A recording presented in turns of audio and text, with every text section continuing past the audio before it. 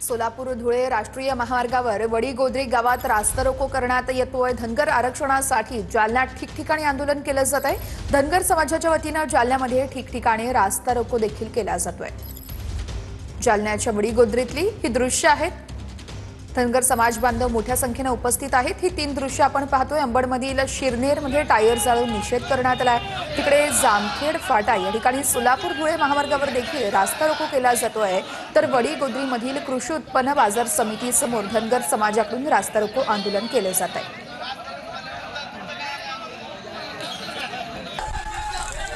या संदर्भात राम ढाकणे आमचे प्रतिनिधी आपल्याला सविस्तर अपडेट्स देत आहेत। रामू, नेमके काय मागणी आहे धनगर समाजाची आणि प्रशासनाकडून काही हालचाली केल्या जात आहेत का?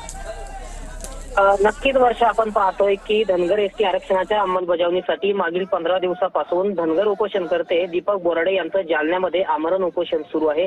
सरकारने त्यांच्या मागण्याची कोणतीही दखल न घेतल्याचं या आंदोलकांचं म्हणणं आहे आणि त्यामुळे त्यांच्या मागणीला पाठिंबा म्हणून आज ठिकठिकाणी जालना शहरासह राज्यभरात धनगर समाज बांधव आक्रमक झाले आहेत। काल खरं तर दीपक बोराडे यांचं शिष्टमंडळ जे होतं ते मुख्यमंत्र्यांच्या भेटीला गेलं होतं।